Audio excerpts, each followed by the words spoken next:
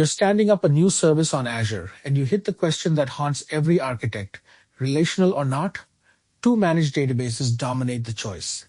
Azure SQL Database, a fully managed relational engine built on the Microsoft SQL Server engine, and Azure Cosmos DB, a globally distributed, multi-model NoSQL database. People pick the wrong one all the time, then pay for it in latency, money, or painful migrations. In the next few minutes, I'll show you exactly where each one shines, where each one hurts, what they really cost, and a crisp rule for which to reach for. Let's settle this.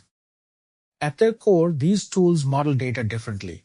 Azure SQL stores normalized rows across related tables, enforces a fixed schema, and lets you join across those tables with rich T-SQL queries and a CID transactions spanning many rows. Cosmos DB stores schema-flexible items, usually JSON documents, grouped into containers and partitioned by a partition key you choose. There are no cross-document joins in the classic sense. Instead, you denormalize, embedding related data into a single document so a read hits one partition. So the question isn't just relational versus NoSQL. It's whether your data is naturally relational and query-shaped many ways, or whether it's accessed by a known key with predictable access patterns. This is where Cosmos DB earns its premium. It's designed for horizontal scale and turnkey global distribution. You add a region with a checkbox, and Cosmos replicates your data there, offering single-digit millisecond reads and writes near the user. Enable multi-region writes, and every region accepts writes, which is rare and powerful. Azure SQL scales differently. It scales up vertically to a large instance, and you can add read replicas, geo-replication, and failover groups for read scale and disaster recovery. But it's fundamentally a single primary write region. If you need writes accepted on 5 continents with low latency, Cosmos is built for that, and Azure SQL is not. Consistency is the trade-off people underestimate. Azure SQL gives you strong, immediate consistency and full multi-row, multi-table ACID transactions by default. That's perfect for orders, payments, and inventory where correctness is non-negotiable. Cosmos DB offers 5 tunable consistency levels from strong through bounded staleness, session, and consistent prefix down to eventual. Stronger consistency costs more request units and adds latency, especially across regions. Cosmos transactions are limited to a single logical partition via stored procedures or transactional batch. So if your business logic needs to atomically touch many unrelated entities, Azure SQL makes that trivial, while Cosmos forces you to design around partition boundaries. Cost models differ sharply, so model your workload before committing.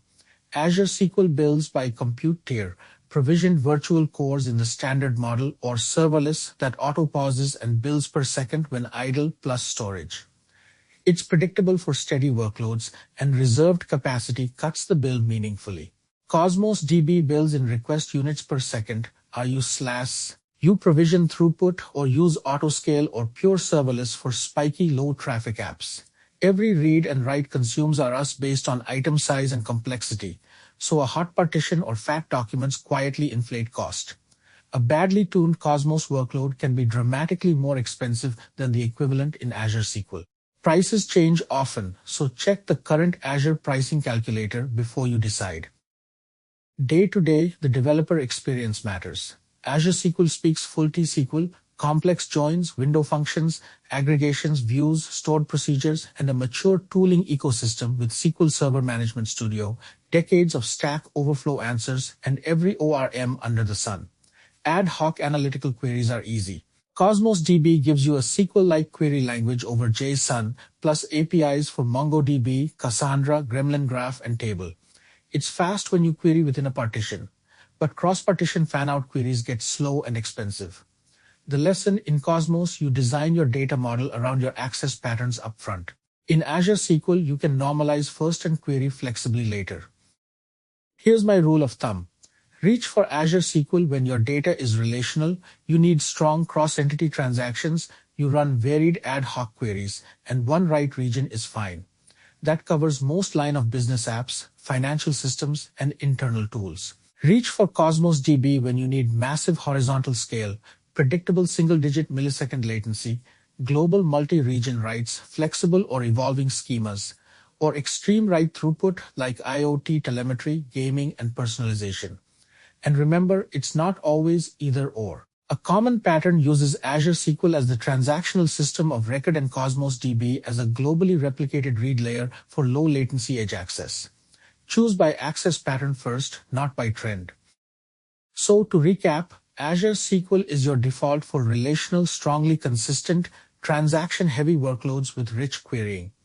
Cosmos DB is your tool for globally distributed, horizontally scaled, low latency workloads with flexible schemas, but it demands disciplined data modeling and careful request unit budgeting.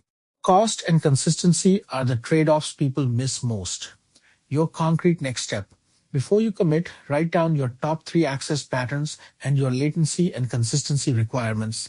Then prototype a realistic load against the Azure pricing calculator to estimate real cost. Let the access patterns choose the database, not the hype.